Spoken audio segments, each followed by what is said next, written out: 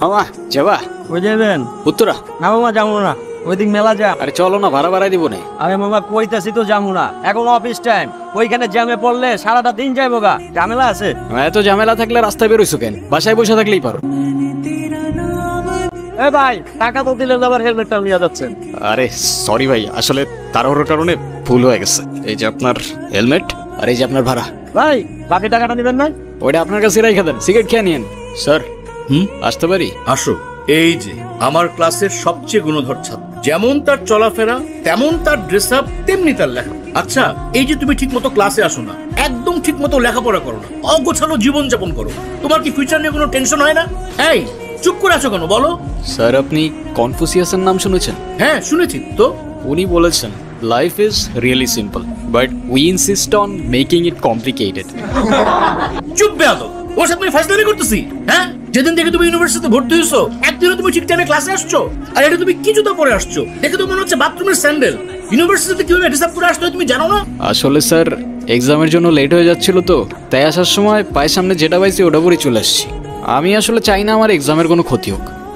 যেই না আমার ছাত্র, শোনো তোমার মুখে এসব কথা মানায় না। আসল পড়াশোনার কোনো খবর নাই, আর আসছে আমাকে ফিলোসফারদের কথা শোনাতে। একাডেমিক পড়াশোনা না করে উপন্যাস পড়ে আর উল্টাপাল্টা ফিলোসফারদের বই পড়ে তোমার মাথাটা গেছে নষ্ট হয়ে। নাও খাতা দিলাম, প্রশ্ন দিলাম, ওই চেয়ারে বসে চুপচাপ পরীক্ষা দিও। যদি কোনো রকম নকল করার চেষ্টা করো বা উল্টাপাল্টা কোনো কিছু করার চেষ্টা করো, I will punish you. Yes sir.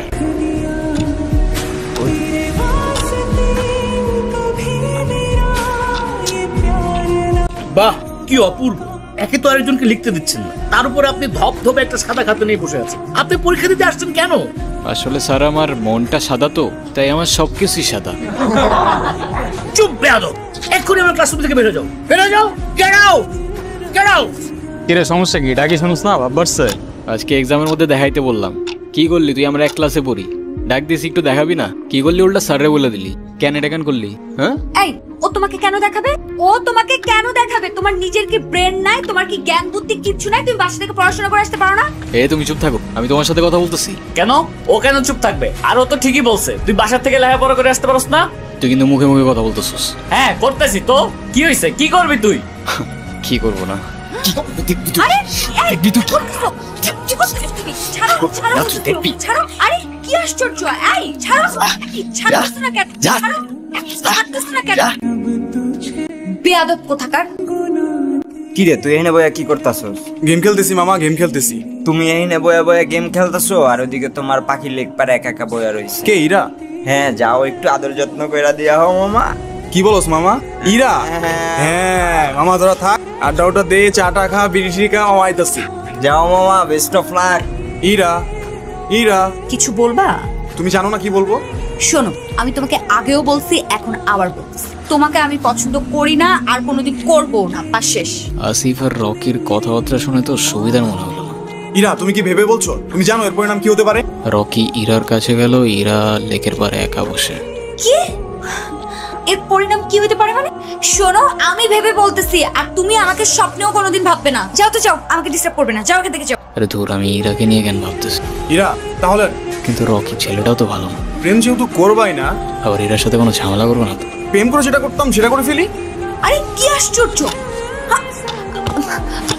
Rocky, Rocky হাত ছাড়ো, রকি! আরে কি রকি?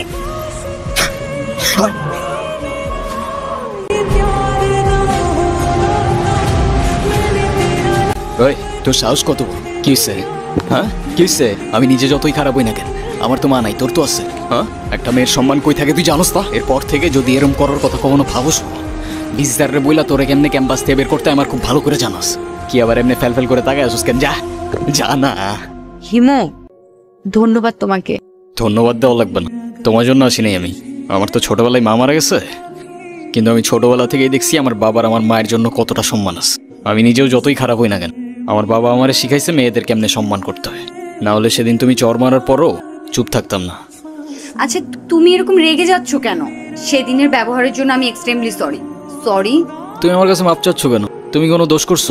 এ শরৎ, তোমার সাথে কোনো কথা বলার ইচ্ছা নাই আমার। আরে শোনো না, প্লিজ আমাকে এবারের মতো ক্ষমা করে দাও। আমি না বুঝে ভুল করে ফেলেছি। সরি বললাম তো, সরি। আচ্ছা ঠিক আছে, মাফ করলাম। আচ্ছা ঠিক আছে, তাহলে আমরা এখন ফ্রেন্ডস। আচ্ছা ফ্রেন্ডস।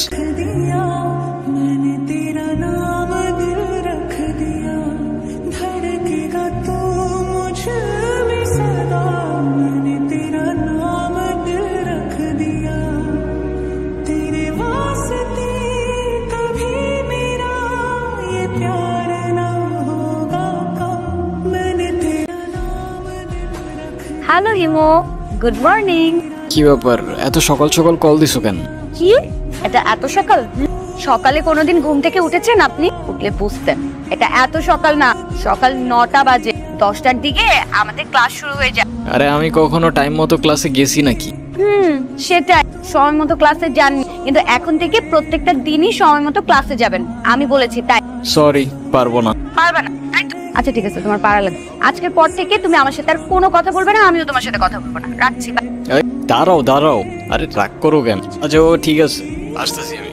শোনো, এমনি এমনি আসলে কিন্তু হবে না। কালকে তোমাকে আমি যা যা কিনে দিয়েছি ওগুলো পরে পরিপাটি হয়ে তারপরে আসবে, ঠিক আছে? আচ্ছা ঠিক আছে। কিরে মামা, সূর্য কি আজকে পশ্চিমে উঠছে নাকি উত্তরে উঠছে নাকি দক্ষিণে উঠছে নাকি মাটি ফাইরা উঠে আসছে? আমি তো কিচ্ছু বুঝতেছি না। যে কিনা ঠিক মতো কখনো ক্যাম্পাসে আসে না, সে আজকে ক্লাস টাইমের আগে ক্যাম্পাসে এসে হাজির। মানে কিছু বুঝতেছি না আমি। তোর এই জাদুর রহস্যটা কি মামা, বলতো আমারে। আছে এক জাদুকর, যে তার রহস্যময় জাদু দিয়ে চেঞ্জ করে বলছে আমাকে। মানে সেই জাদুকরটা কে, আমাদেরকে বল, আমরাও একটু শুনি। আরে কিছু জিনিস থাক না গোপন। Some things are meant to be kept secret. জানিস হিমু, তোকে যদি আগে দেখতাম তাহলে কর্তব্য প্রেমেই পড়তাম না। ও শোনো না, তুমি কি আমাকে তোমার লাইফের অনেক ইম্পর্টেন্ট কোনো পার্সন মনে করো? আচ্ছা শোনো, আমরা যখন আমাদের সময় কাউকে দিই, আমরা আমাদের লাইফ থেকে একটা অংশ তাদেরকে দিয়ে দিই, যেটা আমরা কখনোই ফেরত পাবো না। তো যেহেতু আমি তোমার সাথে অনেক সময় কাটাই, তো তার মানে এইটাই, তুমি আমার লাইফের ইম্পর্টেন্ট একজন, আমার অনেক ভালো বন্ধু প্লাস আমার বেস্ট ফ্রেন্ড। কিরে ইরা কই, দেখছস তোরা? কই, আমরা তো এখানে অনেকক্ষণ যাবত বসে আড্ডা দিচ্ছি, এরাকে তো দেখিনি। আচ্ছা থাক, তোরা দেখে আসি আমি।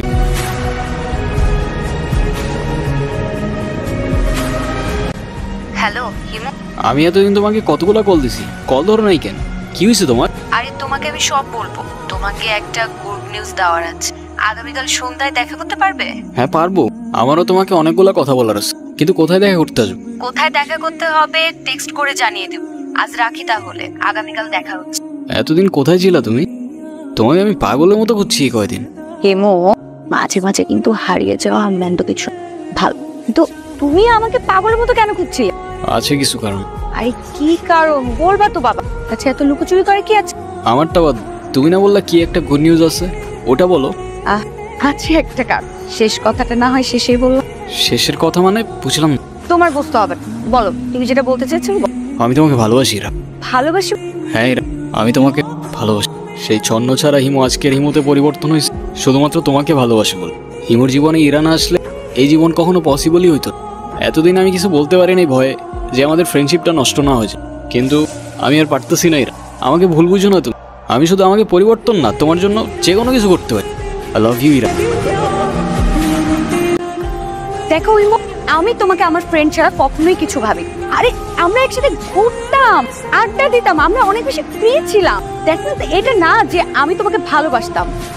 আর তাছাড়া আমার বিয়ে ঠিক হয়ে গেছে, আর এই কথাটাই আমি তোমাকে বলতে এসেছি। ও আরেকটা কথা, আজকের পর থেকে আর কোনো দিন তুমি আমার লাইফে ব্যাঘাত ঘটাবে না। আমাদের আর কোনোদিন দেখা হবে না, এটাই আমাদের শেষ দেখা। ভালো থেকো।